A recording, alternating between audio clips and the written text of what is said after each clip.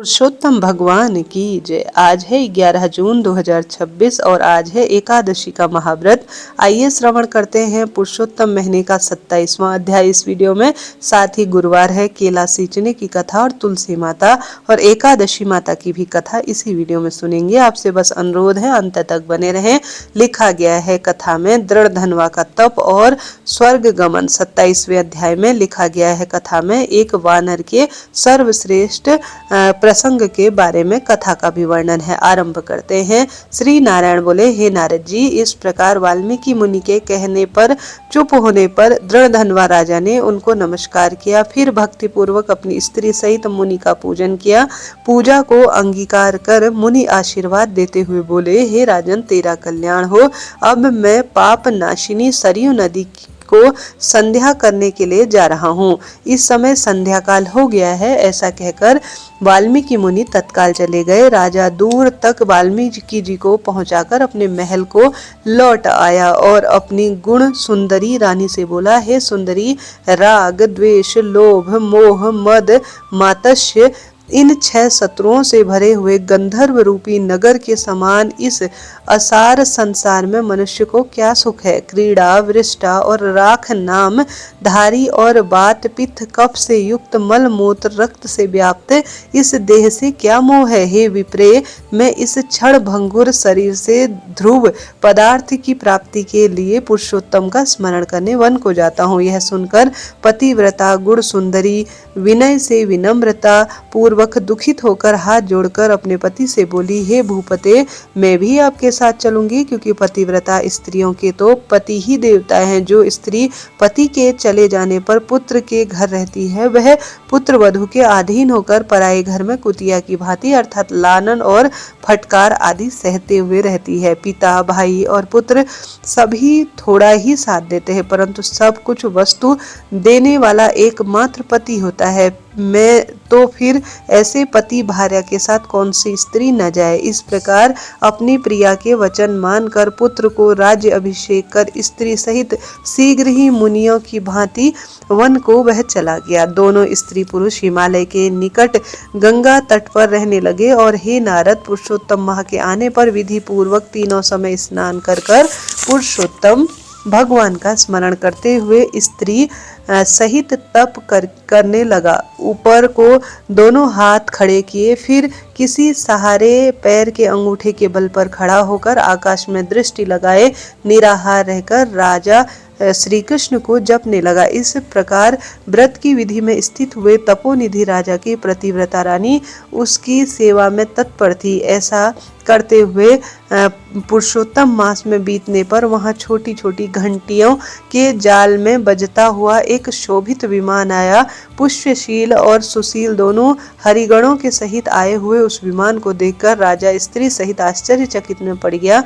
विमान पर बैठे हुए दोनों हरिगणों को रानी सहित राजा ने नमस्कार किया। देवदूतों ने उन दोनों को विमान पर चढ़ा लिया। स्त्री सहित राजा विमान पर चढ़कर सुंदर दिव्य देहधारी होकर शीघ्र ही गोलोक की ओर चला गया। इस प्रकार राजा पुरुषोत्तम मास में तप करके निर्भय लोक में जाकर हरि के निकट आनंद से रहने लगा और राजा की प्रतिव्रता स्त्री भी पुरुषोत्तम माह में तप करते हुए अपने पति की सेवा करती हुई पति लोक की ओर गई। श्री नारायण बोले, हे नारद जी, मेरा एक जिह्वा है, अतः इस समय मैं उसका क्या वर्णन करूं। इस पृथ्वी पर पुरुषोत्तम मास के समान कुछ भी नहीं है। हजारों जन्म तक तप करने पर भी वह फल नहीं मिलता जो पुरुषोत्तम माह के सेवन से प्राप्त होता है। पुरुषोत्तम माह में भूलकर भी उपवास, दान, स्नान और जप करने से जन्म जन्मांतर तक पाप नष्ट हो जाते हैं। जैसे पुरुषोत्तम मास में अनजाने से एक बंदर के 3 दिन स्नान करने से पूर्व जन्म के सब प्रकार के पाप समूह नाश हो गए। वह दिव्य धारण कर देह रूप में विमान पर बैठकर वृद्ध अवस्था और मृत्यु से रहित होकर दिव्य लोक को चला गया। इसलिए यह मास सब मासों में श्रेष्ठ है। पुरुषोत्तम मास में जो दुष्ट बंदर भी अनायास हरि भगवान को प्राप्त हुआ, जो पुरुषोत्तम माह का सेवन करते हुए भी महामूढ़ है, वे धन्य है, कृतार्थ हैं, उनका जन्म भी सफल है। जो स्नान, दान, जप, उपवास आदि करते हैं। हे नारद जी बोले, वेदों में संपूर्ण अर्थों का साधन मनुष्य जन्म कहाँ है, परंतु बंदर भी अनजाने बंधन से मुक्त हो गया। यह आश्चर्य की बात है। हे तपोधने, सब लोगों के हित के लिए यह कथा भी मुझसे कहो कि उस बंदर ने 3 रात्रि कहाँ स्नान किया। वह बंदर कौन था, क्या खाता था, कहाँ उत्पन्न हुआ, कहाँ रहता था, उसको किस प्रकार से पुरुषोत्तम माह में ऐसा श्रेष्ठ फल मिला, यह मुझे सुनने की बड़ी जिज्ञासा है। अतः विस्तार पूर्वक कहो, क्योंकि मुझे आपके मुख से यह कथा रूपी अमृत सुनते सुनते तृप्ति नहीं होती है। श्री नारायण बोले, केरल देश में कोई एक ब्राह्मण मधुमक्खियों की तरह नित्य प्रतिदिन धन इकट्ठा करने में लगा था। वह बड़ा लालची और कंजूस ब्राह्मण था। इस कर्म के कारण लोक में वह कंदर्प नाम से विख्यात हो गया। उसके पिता का रखा हुआ पहला नाम चित्र शर्मा था। उसने श्रेष्ठ अन्न और वस्त्रों को कभी नहीं भोगा। वह दुर्बुद्धि ने न कभी हवन किया, न कभी पितरों का तर्पण श्राद्ध किया। अपनी ख्याति के लिए उसने कुछ भी नहीं किया। स्त्री पुरुष का भी पालन नहीं किया। अनायास ही इकट्ठे किए हुए धन को पृथ्वी में गाड़ दिया। न कभी माघ माह में तिल का दान किया, न कार्तिक में दीप दान किया, न ब्राह्मण भोज कराया, न बैसाख में अन्नदान किया, और न व्यतिपात में स्वर्ण दान और वैधति में चांदी का दान भी किया। सूर्य संक्रांति में भी कभी कोई दान नहीं किया। चंद्र और सूर्य ग्रहण में भी कोई जप हवन नहीं किया। वर्षा वायु धूप से दुखित, दुबला, काला, शारीरिक आंखों में आंसू भरकर सब जगह दीन वचन बोलता हुआ वह फिरता था।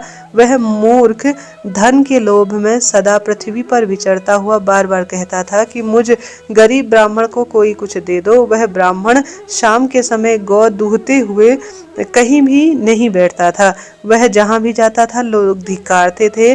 उसने यह जल भुना उद्विग्न मन वाला लेकर यहाँ वहां घूमता फिरता था। उसका मित्र वन में विचरने वाला एक माली था, कंदर। ये ब्राह्मण अपने बार बार रो रो कर अपने दुख को उसने कहा कि एक नगर निवासी मेरा बड़ा तिरस्कार करते हैं, अतः इस नगर में मेरा रहना अब उचित नहीं है। इस प्रकार कंदर ये ब्राह्मण की अत्यंत दीन वाणी सुनकर माली को उस पर खूब दया आ गई। शरण में आए हुए ब्राह्मण को दीन जान दया करता हुआ माली बोला, हे कंदर, ये तुम मेरी इस बाड़ी में रहो। सब लोगों से तिरस्कृत ब्राह्मण कंदर माली के वचन सुनकर आनंद से उसके बाग बगीचे अर्थात बाड़ी में रहने लगा। नित्य उस माली के साथ रहता था और उसकी आज्ञा का पालन करता था, जिससे वह माली का विश्वास पात्र हो गया। माली ने उस ब्राह्मण को अपना समझकर अत्यंत विश्वास के साथ वाटिका उसको संभालने के दे दी और अपने सब कामों में संपूर्ण रूप से निवृत्त होकर संपूर्ण भार उसको सौंप दिया। माली अपनी बड़ी बाड़ी की चिंता छोड़कर राजमहल में नौकरी करने लगा। राजद्वार के कार्य अत्यंत होने के कारण माली पराधीन हो गया और अपने बाग की ओर नहीं आता जाता था। इधर कंदर फलों से निर्भय होकर आनंद से खूब फल खाता था, बाकी के फलों को बेच भी देता था तथा उसकी बिक्री का सब धन निर्भय होकर स्वयं खाता था। जब कभी कभी माली उससे पूछता था तो खूब असत्य बोलता कि नगर में जो है भिक्षुक आते हैं, मांग मांग कर सारे जो वन में फल फूल हैं उन्हें खा जाते हैं। मेरी पीछे से बाड़ी के फलों की जो है पक्षी भी किसी न किसी स्वरूप में खा जाते हैं। देखो, बाड़ी की रखवाली करते हुए मैंने कितने पक्षियों को मार दिया है जिनके मांस और पंख यहाँ पड़े हुए हैं। माली उसको देखकर अत्यंत विश्वास कर वापस चला गया। इस प्रकार बुढ़ापे से जर्जर शरीर वाले दुर्बुद्धि कंदर के रहते 27 वर्ष बीत गए और वह मूढ़ बुद्धि कंदरी वहीं मर गया। उसे लकड़ी और अग्नि तक नहीं मिली। बिना भोगे पाप नहीं मिटते, वेद के ज्ञाता पंडित कहते हैं। वह ब्राह्मण मरने पर हाहाकार करता हुआ यमदूतों से मुद्गलों से मार खाता हुआ महाभयंकर यम मार्ग की ओर चला। अपने किए हुए कुकर्मों को याद कर कर प्रलाप करता रहा, अहो मेरी दुर्बुद्धि मृग तृष्णा जैसी हो गई है। इस पवित्र भारत खंड में देवताओं को भी दुर्लभ ऐसे मनुष्य देह प्राप्त हुआ जो धन के लोभ में फंसे हुए मैंने कुछ भी नहीं किया, व्यर्थ ही जन्म को मैंने खोया है। जो मनुष्य बहुत दिनों तक धन इकट्ठा किया वह भी अब सब दूसरों का हो गया है। इस समय में पराधीन होकर काल के पास में बंधा हुआ क्या कर सकता हूँ। मनुष्य जन्म प्राप्त होने के कारण कुछ भी मैंने शुभ काम नहीं किए, न कोई दान किया, न हवन किया, न तप किया। माघ मास, मकर संक्रांति, सूर्य में गंगा स्नान इत्यादि किसी न किसी स्वरूप में मैंने तिरस्कृत किया। पुरुषोत्तम मास में के अंत में 3 दिन उपवास किया और न ही कोई कार्तिक माह माह में तारागणों के रहते हुए प्रातःकाल स्नान किया। मैं पुरुषार्थ का देने वाला मनुष्य शरीर भी खा पीकर पुष्ट नहीं कर पाया हूँ। क्या इसमें आश्चर्य है कि मैंने भारी गलती कर दी? मेरा सब कुछ इकट्ठा हुआ धन पृथ्वी पर घड़ा का गड़ा ही रह गया। मुझ दुष्ट बुद्धि ने जीवन पर्यंत जीवों को कष्ट दिया, झूठ बोला, छल किया, अपने परम मित्र के साथ झूठ छल कपट में समय व्यतीत किया। मैंने कभी भी अपनी जठाग्नि को अग्नि से तृप्त नहीं किया, कभी भी खर्च करके श्रेष्ठ वस्त्रों को शरीर से नहीं ढका, न समाज के लोगों को, न परिवार को, न बंधु बांधवों को, न बहन भांजा जमाई पुत्र पिता माता छोटे भाई पतिव्रता स्त्री देवता और ब्राह्मण आदि किसी को किसी भी स्वरूप में किसी भी तरह से दान पुण्य और किसी भी तरह से संतुष्ट नहीं किया। न तो कभी मिठाई आदि से किसी को तृप्त किया, न अन्न जल वस्त्र का दान किया। इस प्रकार विलाप करते हुए ब्राह्मण को यमराज के दूत यमराज के निकट ले गए। चित्रगुप्त ने उसके शुभ अशुभ कर्मों को देखकर अपने स्वामी धर्मराज जी से बोला, महाराज, धन का लोभी यह कंदर्य ब्राह्मण अधर्म से मलिन है। इसने माली का विश्वास पात्र बनकर विश्वासघात किया। यह स्वयं फलों को चुरा कर खाता था और शेष बचे हुए फलों को धन के लोभ में बेच देता था। अतः इसके ऊपर पहले फल चुराने का पाप है, दूसरा इसके ऊपर विश्वासघात का पात्र है। यह दो भारी पापों से अत्यंत उग्र है। इसके और इसके अनेक पाप हैं। श्री नारायण बोले, हे नारद जी, चित्रगुप्त के वचन सुनकर धर्मराज अत्यंत क्रोधित होकर बोले, इसे 1000 जन्म तक बंदर की योनि में रखो, इसके पश्चात इसे विश्वासघात का फल मिलेगा। प्रिय श्रोताजनों, 27वां अध्याय यह हमें यहाँ पर समापन की ओर प्राप्त होता है। कल 28वें दिन 28वां अध्याय हम सुनेंगे। यहाँ पर हमें यह शिक्षा मिलती है कि जिस तरह से उस बांदर ने अपने विश्वास को, जैसे उसके मित्र ने उस पर विश्वास किया, उसने पूरी तरह से विश्वासघात किया, झूठ किया, छल किया, धन होते हुए भी उसका सद्गति रूप में उपयोग नहीं किया। परंतु हर मानव को जितने भी पुरुषोत्तम महीने के दिन बचे हैं, ज्यादा से ज्यादा दान पुण्य इत्यादि करना चाहिए। झूठ छल कपट से सदा सर्वदा अपने आप को बचाकर रखना चाहिए। प्रेम से बोलिए पुरुषोत्तम भगवान की जय। एकादशी व्रत कथा। अधिक मास के कृष्ण पक्ष की एकादशी को परम एकादशी के नाम से जाना जाता है और इस एकादशी पर भगवान विष्णु के पूजन करने से सभी मनोकामनाएं तुरंत ही पूरी हो जाती हैं। आइए सुंदर श्रवण करते हैं परम एकादशी व्रत की कथा। प्रेम से बोलिए श्री नारायण भगवान की जय, माता लक्ष्मी की जय, पुरुषोत्तम भगवान की जय।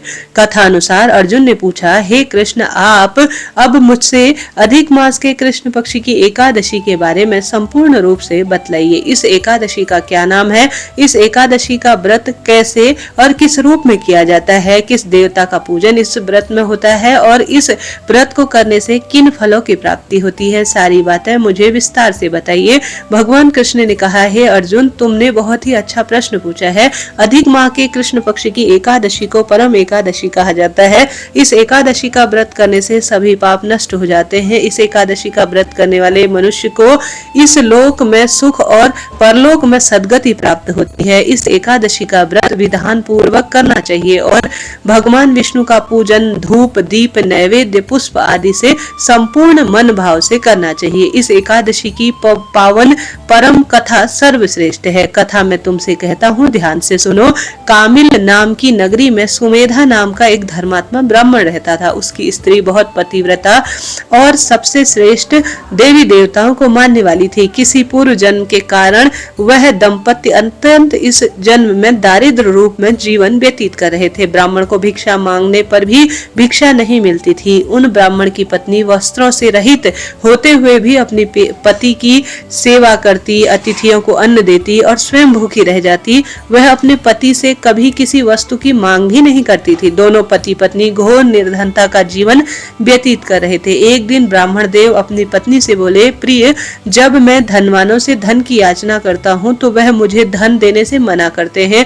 गृहस्थी धन के बिना नहीं चलती, इसलिए यदि तुम्हारी सहमति हो तो मैं परदेश चला जाता हूँ, वहां पर कुछ कार्य कर लूंगा, क्योंकि विद्वानों के कर्म से ही उनकी प्रसन्नता शास्त्रों में कही गई है। ब्राह्मण की पत्नी बड़े विनीत भाव से कहने लगी, हे स्वामी मैं तो आपकी दासी हूँ, पति भला हो या बुरा कुछ भी कहे, जो भी करे पत्नी को वही करना चाहिए, जिससे उसके पति की सहमति हो वही कार्य सर्वश्रेष्ठ है। मनुष्य को पूर्व जन्म के कर्मों का फल मिलता है। सुमेरु पर्वत पर रहते हुए भी मनुष्य को बिना भाग्य के स्वर्ण नहीं मिलता है। पूर्व जन्म में जो मनुष्य विद्या और भूमि का दान करते हैं उन्हें अगले जन्म में विद्या और भूमि प्राप्त होती है। ईश्वर ने भाग्य में जो कुछ लिखा हुआ है उसे तो टाला नहीं जा सकता। यदि कोई मनुष्य दान नहीं करता, प्रभु उसे केवल अन्न ही देते हैं। इसलिए आपको इसी स्थान पर रहना चाहिए, क्योंकि मैं आपका विरोह अर्थात विछोह नहीं सह सकती हूँ। पति के बिना स्त्री की माता, पिता, भ्राता, ससुर और संबंधी सभी खूब निंदा करते हैं। इसलिए हे स्वामी, आप मुझ पर कृपा करें और कहीं भी नहीं जाएं। जो भाग्य में होगा हमें वही यहीं पर प्राप्त हो जाएगा। अपनी पत्नी की बात मानकर ब्राह्मण कहीं भी नहीं जाता। इस प्रकार समय धीरे धीरे व्यतीत होता है। एक समय की बात है, कोनिक्य मुनि उसी स्थान पर पधारे। ऋषि को आता हुआ देखकर ब्राह्मण सुमेधा और उसकी पत्नी ने दोनों ने मिलकर प्रेम पूर्वक प्रणाम किया और कहने लगे, आज तो हम धन्य हो गए, आपके दर्शन से आज हमारा जीवन सफल हो गया। उन्होंने ऋषि को आसन और भोजन दिया। भोजन प्रदान करने के बाद पतिव्रता ब्राह्मणी कहने लगी, ऋषिवर आप मुझ पर कृपा करें और मुझे दरिद्र और इन दुखों के नाश के लिए कोई विधि बताएं। मैंने अपने पति को परदेश में जाकर धन कमाने से पूर्ण रूप से अब रोक लिया है। मेरे भाग्य से ही आपका यहाँ आगमन हुआ है और आप मुझे पूरा विश्वास है कि मेरी दारिद्रता और दुख दूर करने में मदद करेंगे। मेरी दारिद्रता नष्ट हो जाए, अतः आप हमारी दारिद्रता नष्ट करने के लिए कोई श्रेष्ठ उपाय बताएं। ब्राह्मणी की बातें सुनकर कौन्य मुनि कहने लगे, ब्राह्मणी तुम बड़ी भाग्यवान हो, तुम्हारे भाग्य से अभी पुरुषोत्तम माह आने ही वाला है। पुरुषोत्तम माह के कृष्ण पक्ष की एकादशी के व्रत से सभी पाप, दुख, दारिद्रता और सभी कष्टों का निदान होता है। पुरुषोत्तम माह के कृष्ण पक्ष की एकादशी को परम एकादशी कहा जाता है। जो भी मनुष्य इस व्रत को करता है वह धनवान और सभी तरह के श्रेष्ठ कर्मों का भागी होता है। इस व्रत में नृत्य, गायन सहित रात्रि जागरण करना चाहिए। भगवान शंकर ने भगवान कुबेर से कहा, इस व्रत को करने का, तभी कुबेर भगवान धन अध्यक्ष हुए। इसी व्रत के प्रभाव से सत्यवादी राजा हरिश्चंद्र को पुत्र, स्त्री और राज्य की प्राप्ति हुई। कौटिन्य मुनि ने ब्राह्मण को एकादशी व्रत का सभी विस्तार से वर्णन और विधान बताया। ऋषि कहने लगे, ब्राह्मणी पंचरात्रि व्रत इससे भी अधिक उत्तम है। परम एकादशी के दिन प्रातःकाल नित्य कर्म से निवृत्त होकर विधान सहित पंचरात्रि व्रत करना। जो मनुष्य 5 दिनों तक निर्जल व्रत करते हैं वह माता पिता सहित अपनी पत्नी के साथ समस्त कुटुंब को लेकर स्वर्ग लोक में जाते हैं। जो मनुष्य 5 दिनों को संध्या को भोजन करते हैं उन्हें स्वर्ग की प्राप्ति होती है। जो मनुष्य स्नान करके 5 दिनों तक ब्राह्मणों को भोजन कराते हैं वह समस्त संसार को भोजन कराने का फल प्राप्त करते हैं। जो मनुष्य इस व्रत में अश्व दान करता है वह तीनों लोकों को दान करने के बराबर फल प्राप्त करता है। जो भी मनुष्य उत्तम ब्राह्मण को तिल दान करते हैं वह तिल की संख्या के समान वर्षों तक विष्णु लोक में वास करते हैं। और जो मनुष्य घी का पात्र दान करते हैं वह सूर्य लोक में जाते हैं। और जो भी मनुष्य 5 दिनों तक ब्रह्मचर्य पूर्वक रहते हैं वह वेदांगनाओं के सहित स्वर्ग की ओर जाते हैं। हे ब्राह्मणी, तुम भी अपने पति के साथ इस महाव्रत को धारण करो, इससे तुम्हें अवश्य ही सिद्धि और अंत में स्वर्ग की प्राप्ति होगी। कुंडन ऋषि के वचन के अनुसार ब्राह्मण और उनकी पत्नी ने परम एकादशी का व्रत शुरू करके 5 दिनों का सुंदर श्रेष्ठ व्रत किया। व्रत पूरा होने पर ब्राह्मण की स्त्री ने एक राजकुमार को अपने यहाँ पर आते हुए देखा। राजकुमार ने ब्रह्मा जी की प्रेरणा से एक उत्तम घर जो कि समस्त वस्तुओं से परिपूर्ण था उन्हें रहने के लिए प्रदान कर दिया था। इसके बाद राजकुमार ने उन्हें आजीविका के लिए एक ग्राम दिया। इस प्रकार ब्राह्मण और उसकी पत्नी इस व्रत के प्रभाव से खूब धनवान हो गए। वह यह लोक में समस्त सुखों को भोगकर अंत में स्वर्ग की ओर प्राप्ति हुए। भगवान कृष्ण कहते हैं, हे अर्जुन, जो भी मनुष्य परम एकादशी का व्रत करता है उसे सभी तीर्थों और यज्ञों का फल प्राप्त होता है। जिस प्रकार इस संसार में 2 पैर वाले ब्राह्मण, 4 पैर वालों में गौ और देवताओं में देवर्षि श्रेष्ठ हैं, उसी प्रकार से सभी महीनों की परम पावन और सबसे श्रेष्ठ एकादशी है। और उन एकादशी में सबसे श्रेष्ठ महीना है अधिक मास का। और इस महीने में पंचरात्रि अत्यंत पुण्य देने वाली होती है। इसी महीने में पद्मिनी और परम एकादशी आती है जो कि परम श्रेष्ठ है। इसके व्रत से सभी पाप नष्ट हो जाते हैं। अतः दारिद्र मनुष्य को एक व्रत अवश्य करना चाहिए। जो मनुष्य अधिक मास में स्नान और एकादशी का व्रत नहीं करते हैं उन्हें तो आत्महत्या करने का पाप लगता है। हे अर्जुन, यह मनुष्य जो कि अपने आप में श्रेष्ठ पुण्य प्रताप देने वाला है, इसलिए मनुष्यों को एकादशी का व्रत करना चाहिए। हे अर्जुन, तुमने मुझसे जो कुछ भी पूछा है मैंने विस्तार पूर्वक तुमसे कह दिया है। अब तुम इन महाव्रतों को भक्ति पूर्वक करो। जो भी मनुष्य अधिक मास की परम एकादशी का व्रत करते हैं वह स्वर्ग लोक में जाकर देवराज इंद्र के समान सुखों को भोगते हैं और तीनों लोकों में पूजनीय होते हैं। प्रेम से बोलिए भगवान विष्णु की जय, एकादशी माता की जय, परम श्रेष्ठ पुरुषोत्तम महीने की जय, माता लक्ष्मी की जय। बहुत समय पहले की बात है। किसी गांव में एक साहूकार दंपति अपने दोनों बच्चे अर्थात पुत्र और पुत्री के साथ रहते थे। पुत्र का विवाह हो चुका था लेकिन उनके बहू के कई वर्षों तक कोई भी संतान नहीं थी। इस कारण वह बहुत चिंता में रहती थी। संतान की इच्छा से वह भगवान विष्णु की पूजा करती थी और केले के पेड़ में जल चढ़ाया करती थी। जब बहू केले के पेड़ में जल चढ़ाती तो उसकी नंद भी उसके साथ, जिसका अभी विवाह नहीं हुआ था, साथ में जाती। भाभी को केले के पेड़ को सींचते देखती, उसकी परिक्रमा करते देखती और पूजा करते देखती। अब बहुत दिन हो गए केले वृक्ष की पूजा करते हुए, परिक्रमा करते हुए। दोनों साथ साथ में ही प्रभु जी से प्रार्थना करते हुए अपनी मनोकामना कहती थी। और भाभी कहती थी, भगवान अगर मुझे बेटा हो जाएगा तो मैं अपनी नंद का विवाह आपके साथ करूंगी। इस तरह से प्रार्थना बहू रोज केले के पेड़ के सामने खड़ी होकर करती। एक दिन भगवान ने सोचा कि मैं इसकी मनोकामना तो पूरी कर दूंगा, पर फिर यह मन्नत कैसे पूरी करती है, किस तरह अपनी नंद का विवाह मेरे साथ करती है, मैं देखता हूँ। भगवान की इच्छा से बहू की मनोकामना पूरी हुई और समय बीतने के साथ ही उसकी एक सुंदर, श्रेष्ठ और अद्भुत पुत्र पैदा हुआ। पुत्र के पैदा होते ही वह मनोकामना, अपनी मन्नत भूल गई, लेकिन भगवान नहीं भूले। जब उसका बेटा 1.25 महीने का हो गया तो वह उसे पहली बार लेकर जा रही थी। रास्ते में वह देखती है केले का पेड़ लगा हुआ है जिससे कि बहू रोज पूजा करने जाया करती थी और उसमें जल भी सींचती थी और जिसकी साथ के साथ परिक्रमा भी करती थी। जब वह उसके सामने से गुजरी तो बहू को एक आवाज सुनाई दी, अरे तुमने तो कहा था तुम्हारा बेटा होगा तो तुम्हारी मन्नत पूरी करोगे, तो तुम अपनी मन्नत जो है पूरी अब कैसे, क्या, किस स्वरूप में होगी। वह इधर उधर देखकर बड़ी आश्चर्यचकित हो गई। समझ में नहीं आया कि कौन कह रहा है।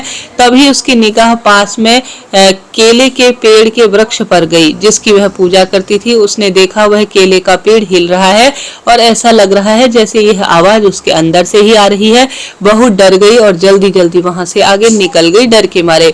बहू को अपनी बोली हुई मन्नत अब तुरंत याद आ गई थी। जब वह मायके पहुंची तब भी उसकी माँ वहां नहीं रह रही थी। अब उसे यह चिंता खाई जा रही थी कि मैंने मन्नत तो मांग ली लेकिन मैं उसे पैसे कैसे पूरा करूं।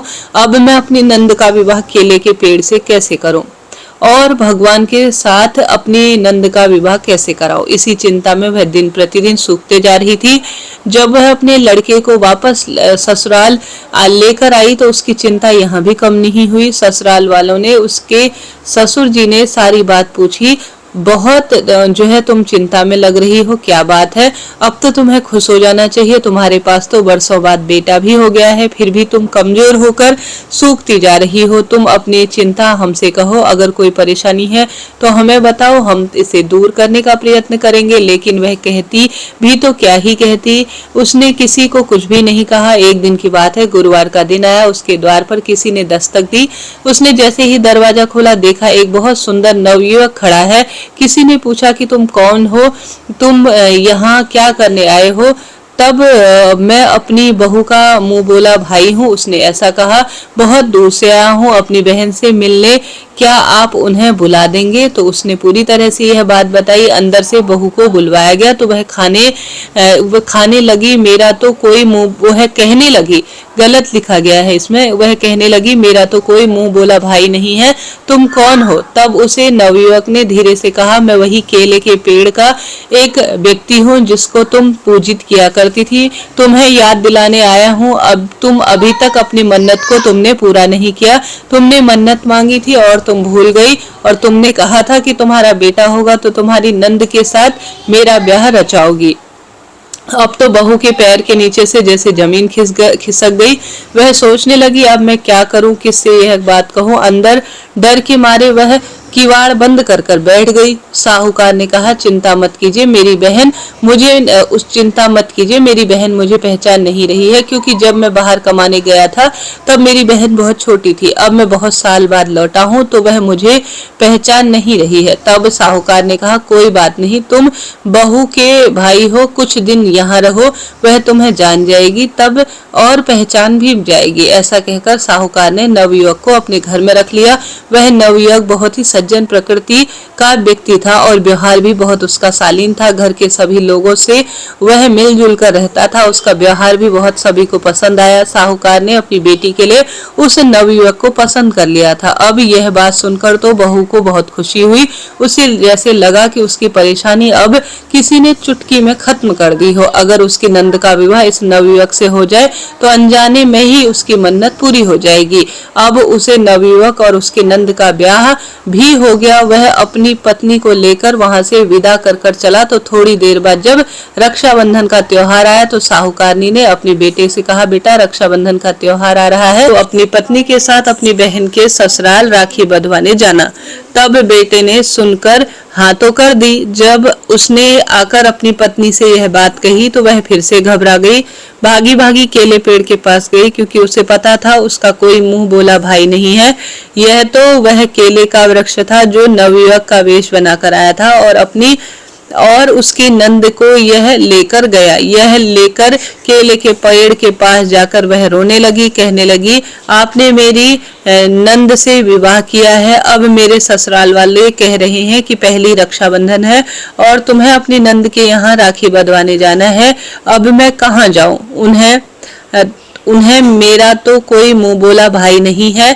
यह तो आपको मेरा मुंह बोला भाई समझ रहे हैं। तभी केले के पेड़ से आवाज आई, कोई बात नहीं, तुम चिंता मत करो। रक्षाबंधन के दिन तो तुम अपने पति को लेकर इसी जगह पर आ जाना, सब सही हो जाएगा। लेकिन तुम्हें एक बात का ध्यान रखना होगा, तुम जब यहाँ आओ तो तुम सवा पहर से ज्यादा मत रुकना। अगर तुम सवा पहर से ज्यादा रुकी तो गड़बड़ हो जाएगी। बहू यह सुनकर बहुत खुश हुई। वह सोचने लगी, सवा पहर में तो सब काम हो जाएंगे। खुशी खुशी अपने घर लौट गई। तब रक्षाबंधन का दिन आया। अपने पति को साथ लेकर अपने मुंह बोले भाई के घर की ओर चल दी और उसी स्थान पर पहुंच गई जहां पर वह केले का पेड़ लगा हुआ था। वहां जाकर वह देखती है कि केले पेड़ के पास बहुत बड़ी एक श्रेष्ठ हवेली खड़ी है। अंदर गए तो खूब ठाट बाट हो रहे हैं, खूब नौकर चाकर हैं और साथ ही नंद भी खूब ठाट बाट से रह रही है। अपने भाई भाभी को आता हुआ देखकर वह लड़की प्रसन्न हुई और उसने प्रसन्नता से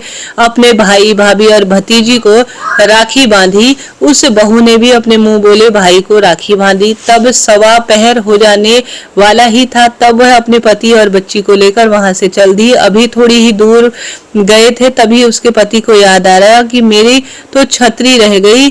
तब अपनी बहू से कहने लगे, चलो वापस मेरी छतरी वहां से लेकर आओ। तब वह बहुत डर गई, कहने लगी कि मुझे सवा पहर से ज्यादा नहीं रुकना था, अगर हम वहां गए तो कुछ गड़बड़ ना हो जाए।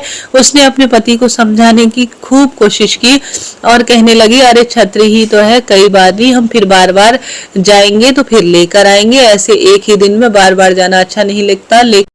लेकिन वह व्यक्ति नहीं माना। दोनों वापस जिद के मारे उसी स्थान पर लौट आए। पर उस स्थान पर जाकर देखते हैं कि वहां पर जो आलीशान कोठरी थी वह एकदम से गायब है और मात्र केले का एक छोटा सा पेड़ वहां लगा हुआ है, जिसके पास में छतरी रखी हुई है और जो छतरी है वह उसके पति की है। उसे देखकर उसके पति की तो आश्चर्य की सीमा नहीं रही। उसके पैरों के नीचे तो जमीन खिसक गई और वह अपनी पत्नी को खूब डांट कर कहने लगा कि यह सब क्या हो रहा है? अभी तो यहाँ पर आलीशान कोठी थी, अब उजाड़ जंगल कैसे हो गया है? यह सब माजरा मुझे सच सच बताओ कि यह क्या हो रहा है? आखिर तुमने मेरी बहन की शादी किसी भूत प्रेत से तो नहीं कर दी? मेरी बहन आखिर कहाँ गई? तब वह कहने लगी, ऐसी कोई बात नहीं है जी, मैंने संतान की कामना के तहत अपनी नंद के साथ सर्वश्रेष्ठ रूप में जेठ के महीने में आंवला, बड़, पीपल और केले वृक्ष की विधि विधान से पूजा की थी। वह जो नवयुवक हमारे घर आए थे वह कदली वृक्ष अर्थात श्री नारायण का स्वरूप थे और हमारे घर आकर उन्होंने नंद और मेरी मनोकामना के तहत मेरी नंद के साथ पूर्ण रूप से विवाह कर दिया और अब मेरी नंद का श्रेष्ठ स्थान बैकुंठ में वास के रूप में हो गया। हे श्री कृष्ण भगवान, हे श्री नारायण, हे कदली वृक्ष, जो भी इस जेठ महीने में इस तरह से केले वृक्ष का पूजन करे उसके घर में पुत्र, विवाह, नौकरी, रोग, कर्ज, धन इत्यादि की जो कामना है वह तुरंत ही पूर्ण करना। और जैसे उस नंद भाभी को सब कुछ प्रदान किया, उत्तम पुत्र दिया, उत्तम पुत्री प्रदान की और नंद का विवाह साक्षात श्री नारायण से हुआ, उसी तरह से आज के शुभ दिन में जो भी इस कथा को सुने, प्रभु जी का पूजन करें, उसके जीवन में सदा सर्वदा खुशियां देने। बोलिए श्री कृष्ण भगवान की जय। अब आइए सुनते हैं तुलसी माता की कथा। बोलिए तुलसी मात की जय। जेठ माह में सुनी जाने वाली नंद भाभी और तुलसी माता की एक बहुत ही सुंदर कथा है। परिवार में नंद भाभी रहती थी। नंद अभी कुंवारी थी, वह तुलसी माता की खूब सेवा करती थी, पर भाभी को यह फूटी आंख भी नहीं सुहाता था। अब जेठ का महीना आया। जेठ की भरी गर्मी में तुलसी माता को कोई कष्ट न हो यह सोचकर और भी ज्यादा शीतल जल सी सेवा किया करती थी। अब भाभी को और भी ज्यादा गुस्सा आ गया नंद पर। अब गुस्से से वह कहती, जब तेरा विवाह होगा ना तो तुलसी को ही खाने में दूंगी, तुलसी को ही तेरे दहेज में दूंगी। और जब समय आने पर नंद की शादी हुई तो भाभी ने बिल्कुल ऐसा ही किया। उसकी भाभी ने बारातियों के सामने तुलसी का गमला फोड़ दिया, लेकिन तुलसी माता की कृपा से वह गमला स्वादिष्ट व्यंजनों में बदल गया। गहनों के बदले भाभी ने नंद को तुलसी की मंजरी पहना दी तो वह सोने के आभूषण में बदल गई। वस्त्रों के स्थान पर तुलसी का जनेऊ रख दिया तो तुलसी रेशमी वस्त्रों में बदल गई। और ससुराल में उसके दहेज के बारे में तो खूब बड़ाई हुई। इस प्रकार भाभी को बड़ा आश्चर्य हुआ कि तुलसी जी की पूजा का इतना ज्यादा महत्व है कि मेरे जो नंद है वह तो सोने, चांदी और हीरा जवाहरात में तुल गई है और ससुराल में भी उसका खूब मान सम्मान हो रहा है। भाभी की एक लड़की थी, वह अपनी लड़की से भी कहने लगी कि तू भी रोज नियमित रूप से तुलसी सेवा, दीपदान और पूजन किया कर, तुझे भी बहू की तरह फल मिलेगा। पर लड़की का मन तुलसी पूजा में नहीं लगता था। जेठ का महीना आने पर भी उसने तुलसी माता की कोई सेवा नहीं करी, जिससे तुलसी माता को बहुत कष्ट हुआ। अब लड़की के विवाह के समय आया तो भाभी ने सोचा, जैसा व्यवहार मैंने अपनी नंद से किया है वैसा ही यहाँ पर भी करती हूँ अपनी बेटी के साथ, खूब इज्जत मेरी बेटी को मिलेगी, क्यों ना अपनी लड़की के साथ भी वही व्यवहार किया जाए। उसने तुलसी का गमला फोड़कर बारातियों के सामने रख दिया, परंतु इस बार मिट्टी ही मिट्टी रह गई। मंजरी पर पत्ते भी अपने रूप में रह गए तथा जनेऊ जनेऊ ही रहा। सभी बाराती जो है उस भाभी की खूब बुराई करने लगे। ससुराल में भी सभी लड़की की बुराई कर रहे थे और उसे कोई मान सम्मान नहीं मिला। भाभी नंद को कभी घर नहीं बुलाती थी। एक दिन भाई ने सोचा कि बहन से मिलाऊं। उसने अपनी इच्छा पत्नी को बताई और सौगात के लिए कुछ मांगा। पहले तो भाभी ने मना किया कि घर में कुछ भी नहीं है, लेकिन भाई के मांगने पर भाभी ने थैले में भरकर जुआर भरकर रख दिया और तो कुछ भी नहीं दिया। कहने लगी, बस यही है घर में, यही ले जाओ। वह दुखी मन से चल दिया। भला बहन के घर में कोई ज्वार ले जाता है क्या? बहन के नगीर के समीप पहुंचा। उसने एक गौशाला में गाय के सामने ज्वार का थैला जो है उलट दिया। तब वहां के गौपालक ने कहा, अरे भाई, सोना मोती गाय के आगे क्यों डाल रहे हो? ऐसा सुनकर भाई ने नीचे देखा तो आश्चर्यचकित रह गया। तब उसने गौपालक को सारी बात बताई। सारे हीरा मोती लेकर प्रसन्न मन से बहन के घर गया।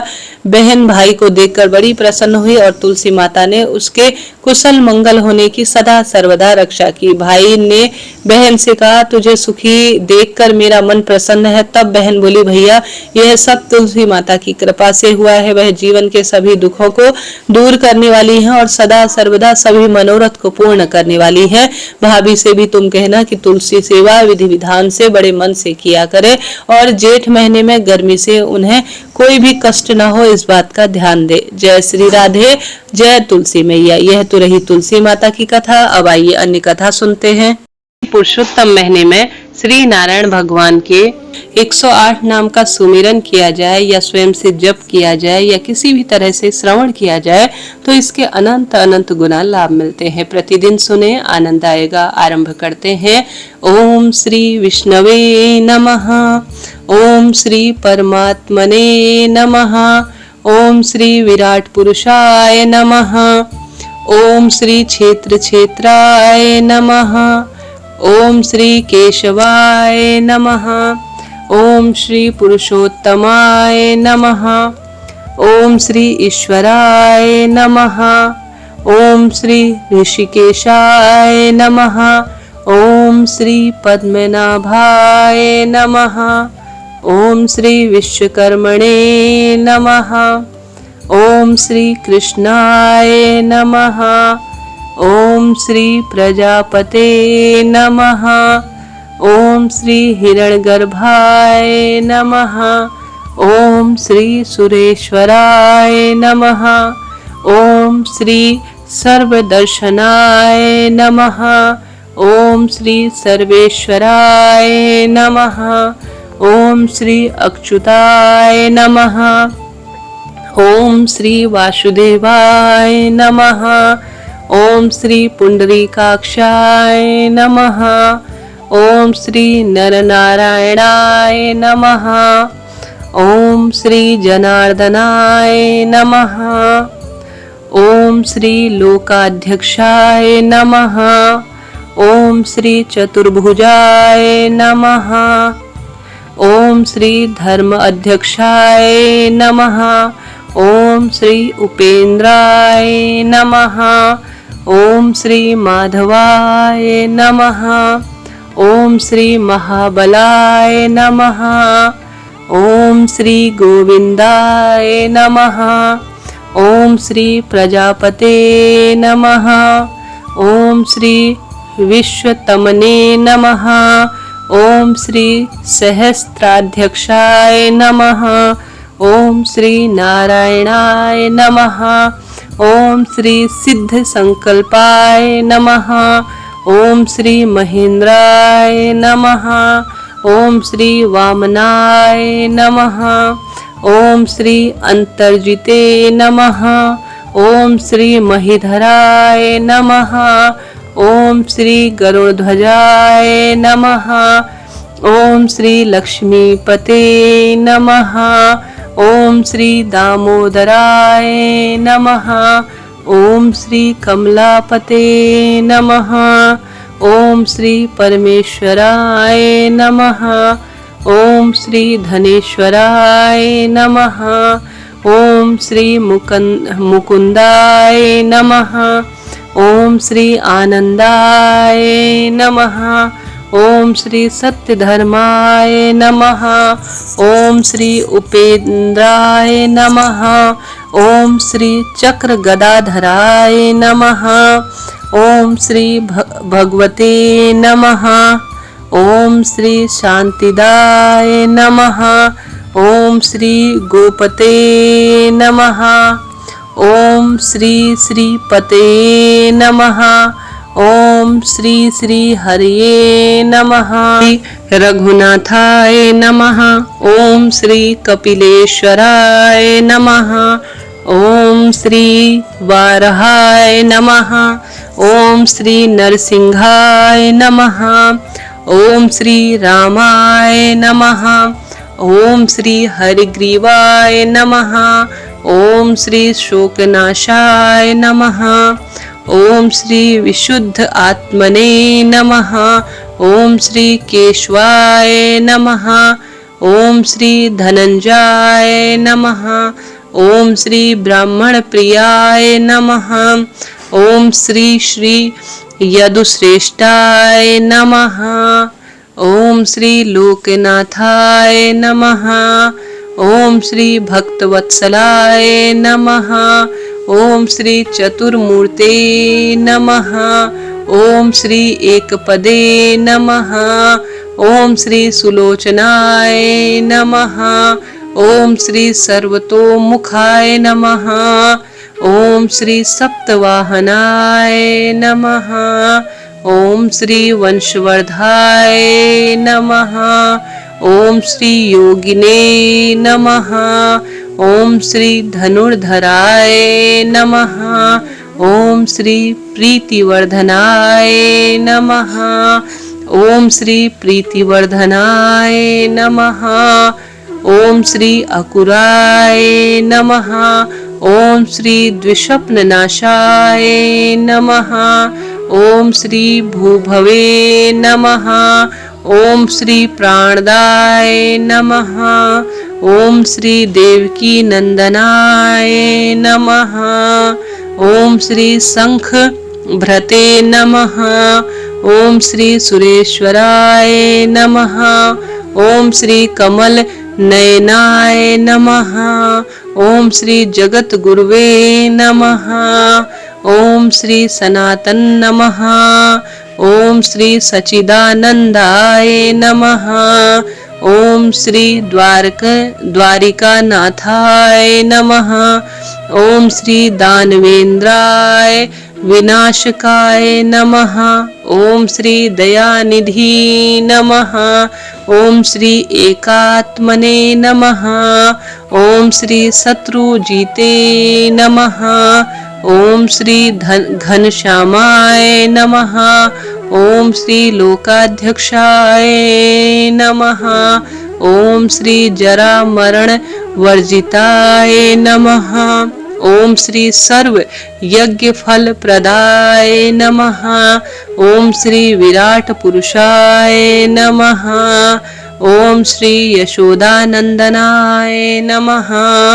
ओम श्री परम धार्मिकाय नमः। ओम श्री गरुड़ ध्वजाय नमः। ओम श्री प्रभवे नमः। ओम श्री लक्ष्मीकांतजाय नमः। ओम श्री गगन सदृश्यमाय नमः। ओम श्री वामनाय नमः।